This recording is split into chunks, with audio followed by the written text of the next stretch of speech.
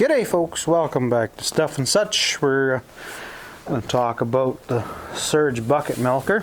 A couple things to look for when you're seeking out buying one for yourself if you choose to go the route. So this unit, it hangs underneath a cow. We'll call the cows in the milk after I go ahead and talk about this one.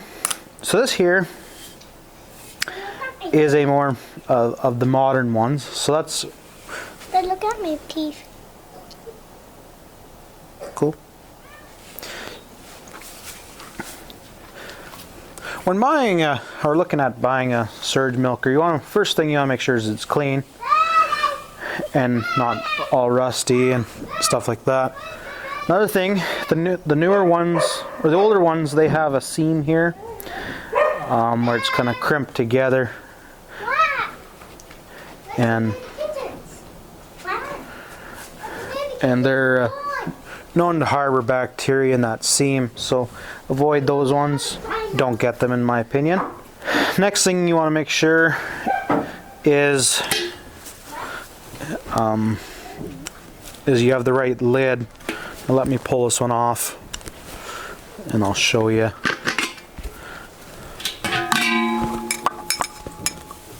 So that's a C style lid. See how it kind of looks like a rectangle on the top of this piece here? Two flats, and then an O-ring down at the bottom. And then if you look up in the base of these, you'll see those two little bars. So that slot from this thing here goes between those two bars and then twists and locks on. So this is a C style, and that's the style you would like to get. The other style is the S, and basically you don't want to waste your time with them. At the bottom you have a rubber gasket. Gotta make sure they're nice and supple.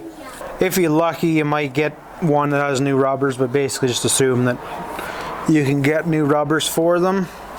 They're not overly expensive. They're about 50 bucks or so. Not that much. If you need help finding them or getting them in your country, shoot me a comment. I can probably help you out there. And yeah, that's basically it. Usually there's a little hook on the lid here. It's been busted off. It's really not important. It's just for hanging the unit on the wall. So this is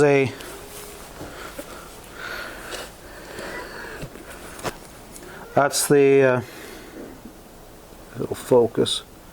Let's go the right way now. Magnaflex 204.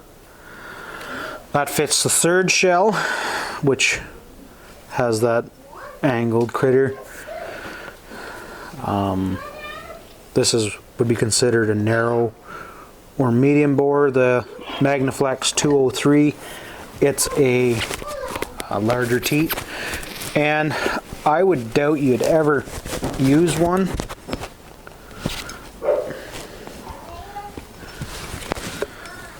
and get this thing out of here. Come on.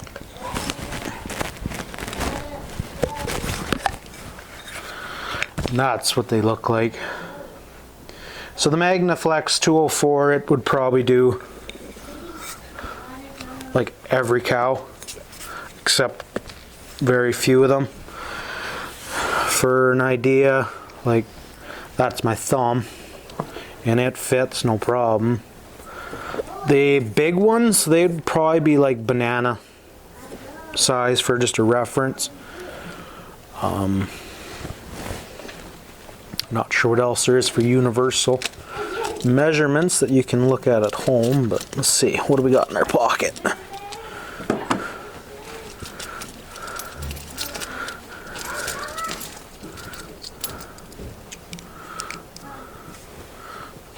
So if you got a quarter, that's about the size of it, and they do have some flex in them. And also the teat itself, when it's full of milk it's bigger, but when it's in there and getting milk pumped out of it, they're a lot smaller. What else can I show you about this? They're pretty simple units. Under the hood of these pulsators, there's just these two slidey back and forth rockers. And I don't know, I've had good luck with them. I don't know why people haven't had good luck with them. I see no reason to ever upgrade to that expensive one. They're easy to rebuild, they're cheap kits. And as for the special oil, I haven't seen a reason for it besides being just snake oil. As for what I do in our area, sorry, I'm tripping over a log here. As for what I do in our area, we have cold winters, and so it's not uncommon that we'd be milking out in minus 20 Celsius, whatever that is in Fahrenheit, I have no idea. Somewhere between probably 40 Fahrenheit and negative 500 Fahrenheit, somewhere in that range. What I do is I simply just open the lids up and give it a shot of WD-40, and when I hear, once you start using them, you'll start to hear it having to work a little harder for the amount of vacuum it's getting, and then you just reach under it when it's milking and give it a little psh psh, and away she goes. As for cleaning, there's really no reason, as far as I'm concerned, to ever, you don't really need to pull the liner out of the shell to clean it. We don't. Just hot water down the spigot and make sure you run your finger along the inside of that rim. Occasionally give it a wash with cleaning vinegar. So like all in all, it takes about 2 or 3 minutes to actually wash it. No big deal.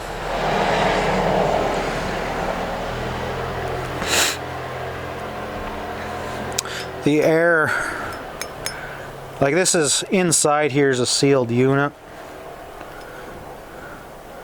inside the shell with the air, so there's really no means of becoming contaminated. Like, I guess it'd be possible if you had absolutely disgusting environment and your hose was all full of manure, and but yeah, I don't see a reason for it in comparison to the outside that touches the hairy udder and stuff. But anyways, let's go feed the cows up here and we'll call them in and give a slight demonstration.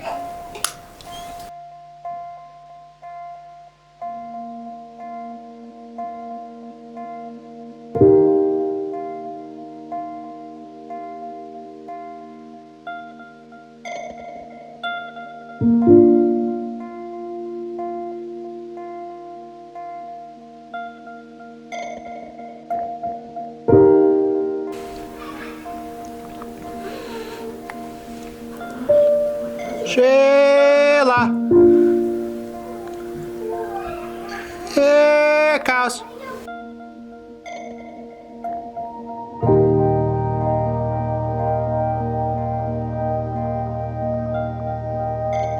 Hey, cows!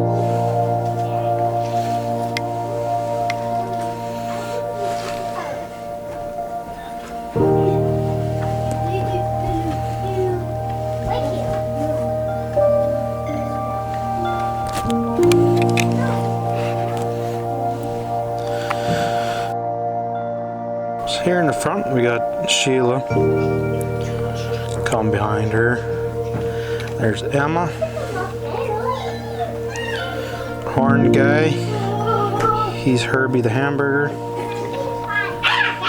Behind him is Clara. Over here, there's Tilly. She's a Angus cross with a Holstein. Uh-oh, I'm gonna get run over.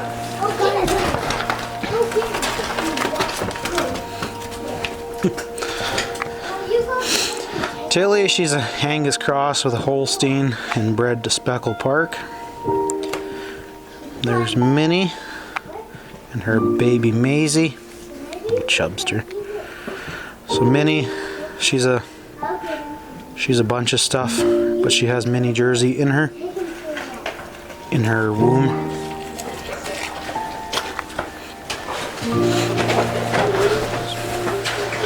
You got yourself in a pickle here, Quinn.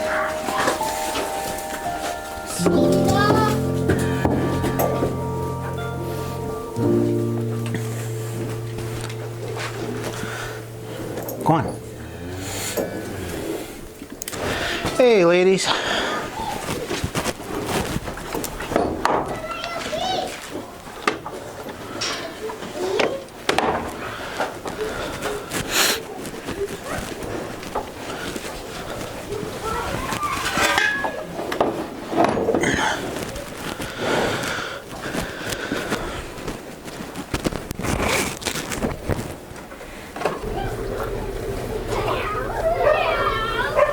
So as for a hose, we have two here.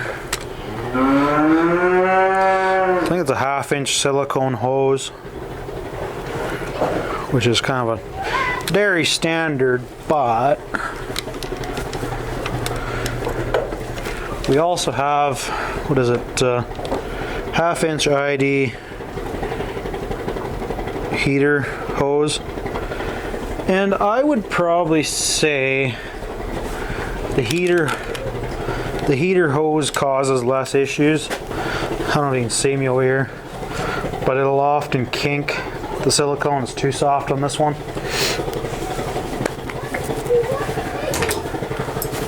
This here's belly strap. You can make your own or you can buy them.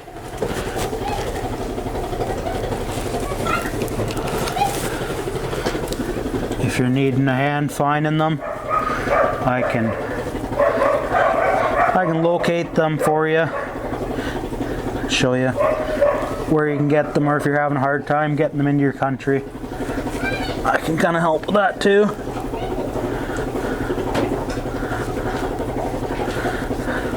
As for wipes, we just use non-scented baby wipes. We kind of prefer them, or not prefer them, but I've had good success with them. It seems like there's a bit of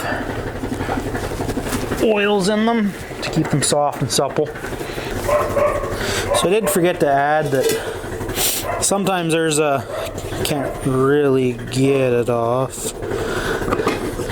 Yeah, sometimes there's a little check valve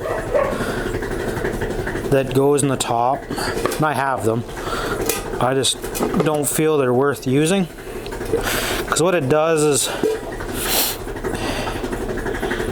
it traps your vacuum down in your can, so that when you're done and turn off your valve back at the source, it's still pulling full pressure on the teats, which makes it a little harder to get off. But anyways, let's get it onto the cow here.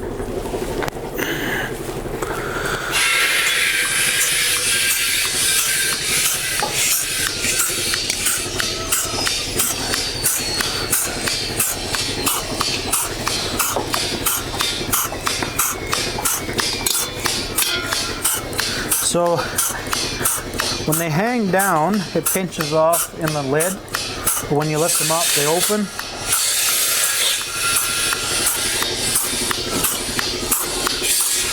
I like to put my thumb over the end.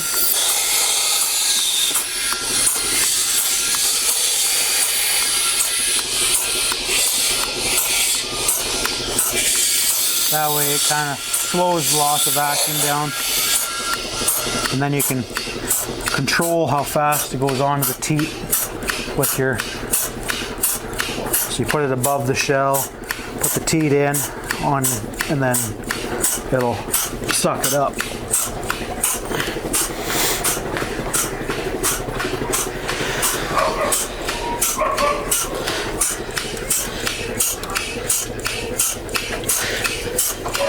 As for, this is kind of a, you have to learn it yourself. So often I sell these clear silicone inflations, and no doubt they're nice, but I don't know, once you get used to these ones, it's basically industrial standard. The question you'll ask yourself is, how do you know when it's done? Well, if you just kind of pinch it a little bit at the start, you'll feel milk flowing through it. It feels like, what would it feel like? I don't know. Something you just kind of have to learn.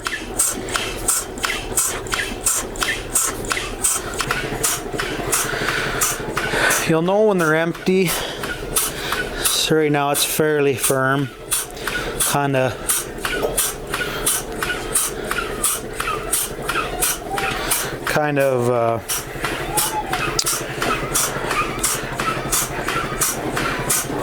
it's hard to describe the feeling because they're not really similar to much.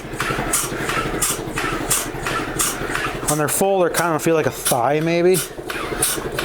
And then as they empty, they feel more like something else that doesn't feel like a thigh. I don't know. For me, with my system, I have one compressor tank, 2 compressor tanks, and a 100-pound propane tank. And that seems to provide enough vacuum stores. If you don't have enough vacuum or don't have enough reservoir, when you go to put it on the cow, that's where you'll really notice a struggle. Because you need for starters, you need a shot of vacuum to pull all your lid down tight, to get sealed, pull your pulsator tight on the O-ring. Pulls everything tight, so if you don't have that good shot of vacuum right as soon as you hit the valve, it'll just and keep sucking air and you'll have a hard time building pressure. And then as well, when you go to put it on the cow, because you're losing so much vacuum, vacuum goes out really fast, different than PSI, like pressure for tires and stuff. Vacuum, it really depletes quickly. This entire all these tanks I have, I can deplete in about 8 seconds from about 15 pounds of vacuum.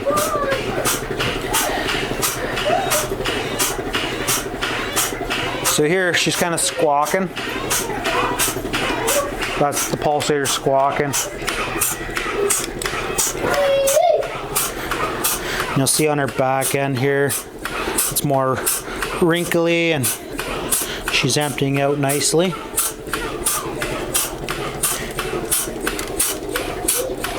Hey, Maisie.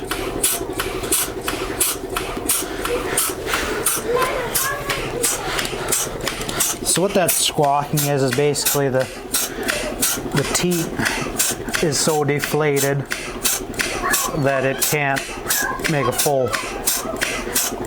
It's not filling up the shell, so it's sucking around the top. So this one, nothing.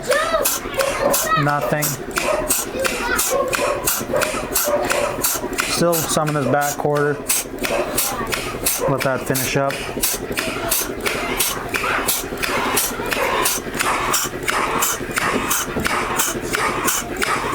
That one's done.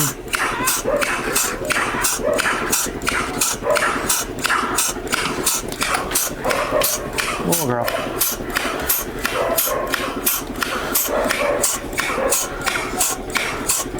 And she's done.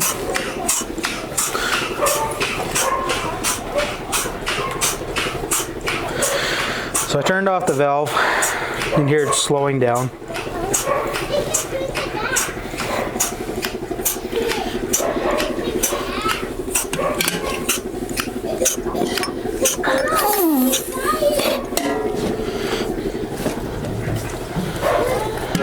here's Emma. She's annoying.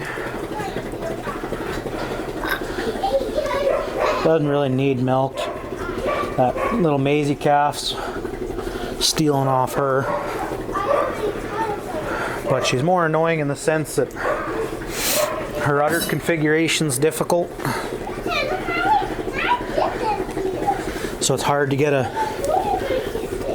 the shells on her because she's really cowhocked. Her back end is really like that.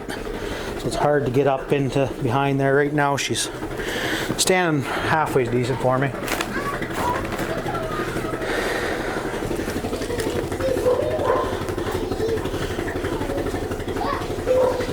G'day, man.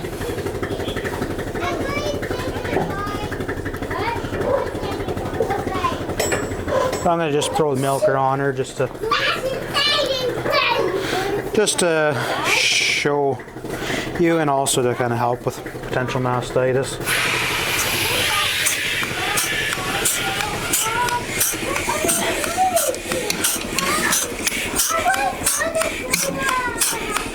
Now, if you got a kicky cow, this is not much fun.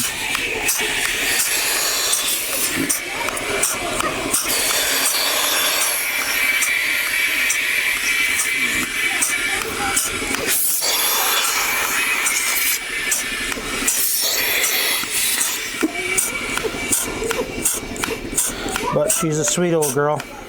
She's not old, actually. She's only 2 or so, 2.5.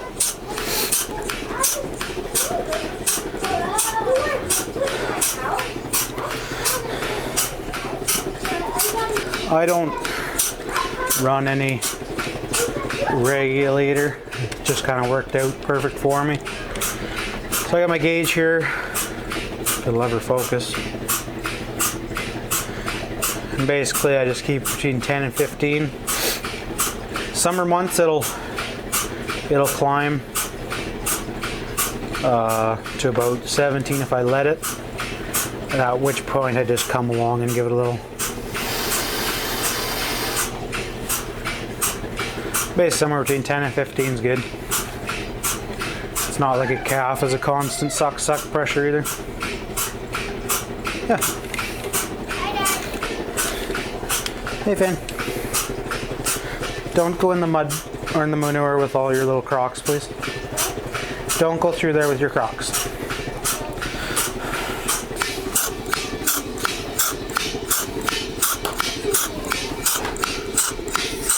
Alright, she's not giving anything.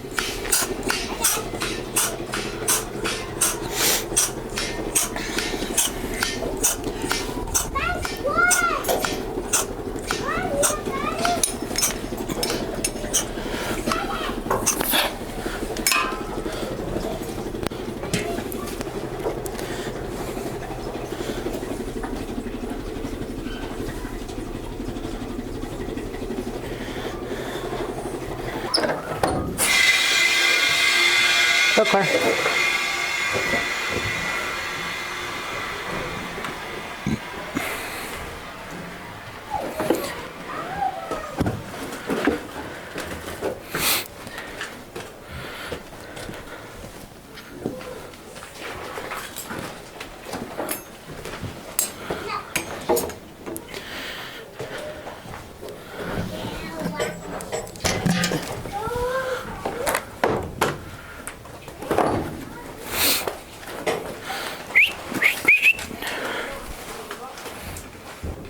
Well, I hope that answers a bunch of your questions about the surge milker. There is better, there's different units out there. I don't know if I'd say better. I don't know how it could get much better. There probably was a reason they're made for about 80 years, but I can understand why they'd be discontinued with the dropping off of the family farms back in the 80s, 90s, and 2000s. So there wouldn't be too much need for sale of them, and there's like hundreds of thousands of them out in the community, so it's hard to sell a new one when they're so plentiful used. And for dirt cheap in our area, you can pick one up for probably about $60. used with a pulsator and shells with needing rebuilt on the rubber side. Anyways, I hope I was helpful in making your decision. We'll catch you in the next one. If there's anything I missed, just shoot me a comment and I'll try and sort you out. Anyways, thanks guys. Bye for now.